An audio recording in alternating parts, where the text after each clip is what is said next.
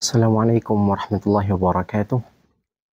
Innal hamdalillah nahmaduhu wa nasta'inuhu wa nastaghfiruh wa na'udzu billahi min shururi anfusina wa sayyiati a'malina.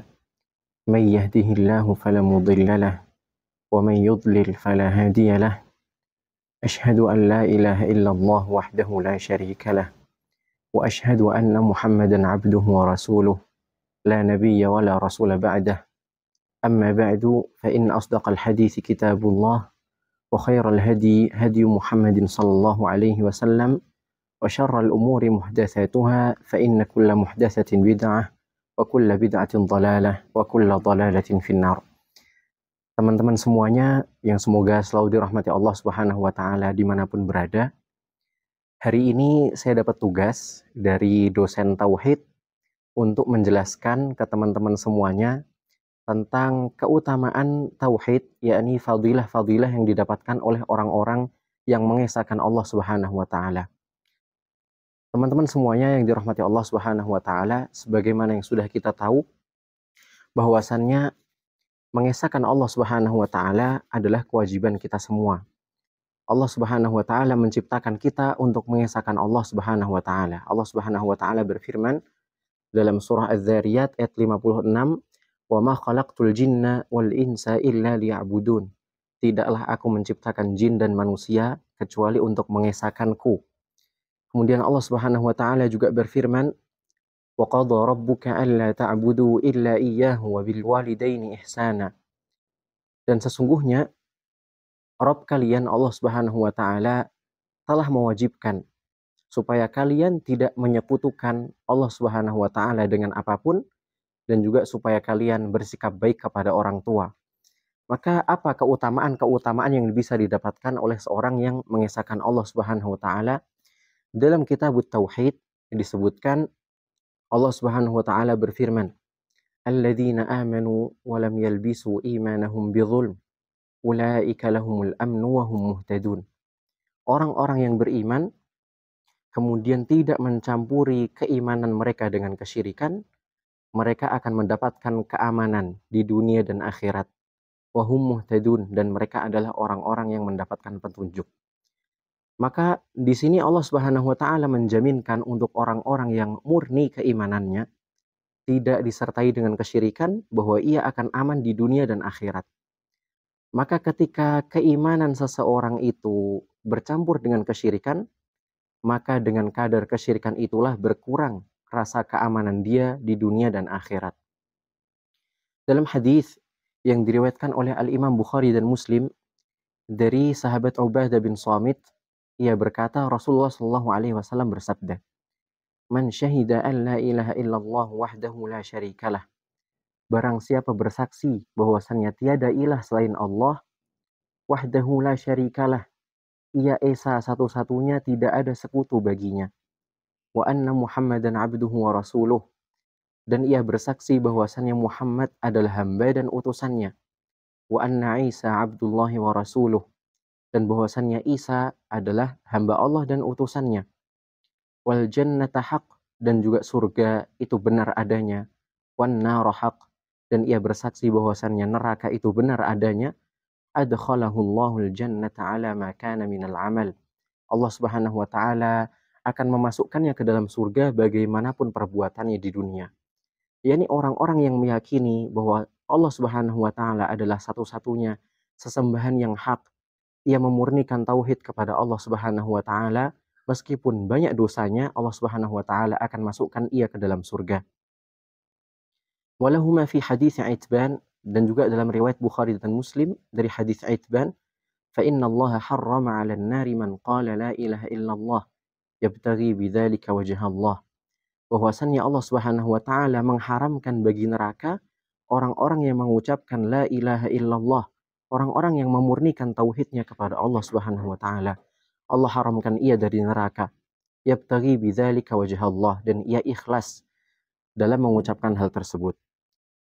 Wa an Abi Sa'id al-Khudri, dalam hadis yang diriwayatkan oleh Abu Sa'id al-Khudri radhiyallahu anhu, an Rasulullah sallallahu alaihi wasallam, dari Rasul sallallahu alaihi wasallam ia bersabda, qala Musa alaihi salam, Nabi Musa pernah berkata kepada Allah Subhanahu wa taala, "Ya Rabbi, wahai Rabbku, 'allimni syai'an adzkuruka wa ad'uka bihi."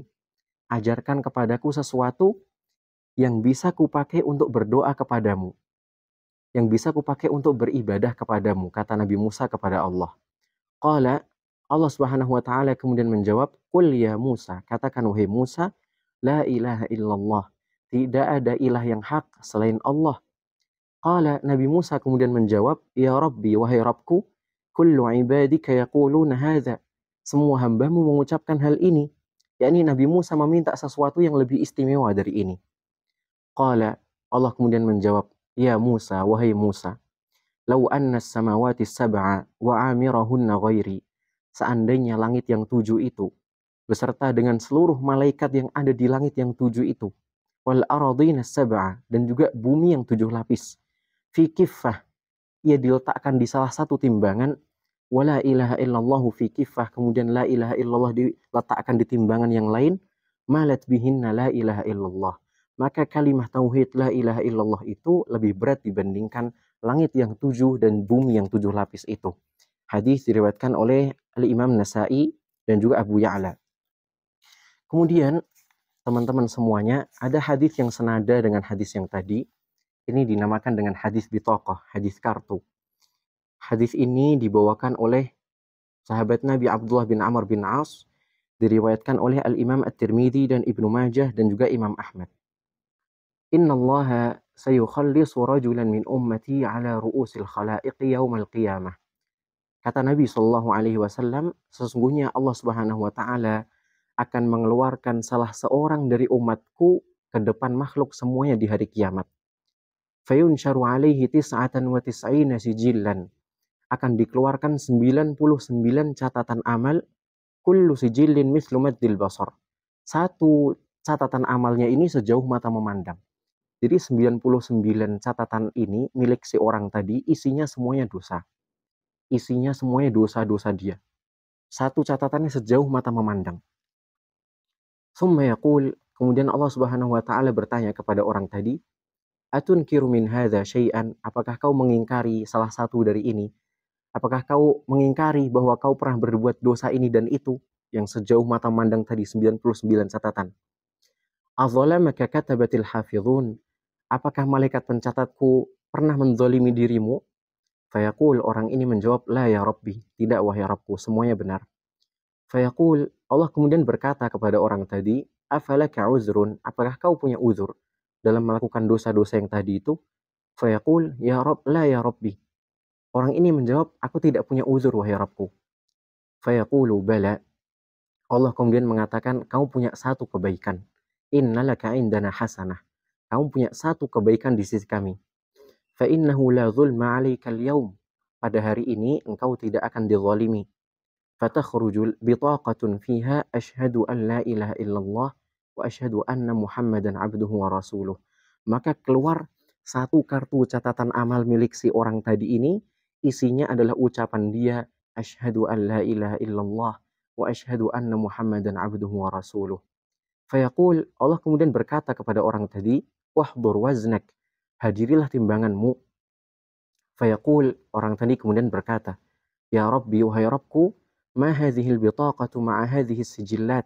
Apalah artinya satu kartu ini kalau dibandingkan dosaku yang 99 catatan sejauh mata memandang itu?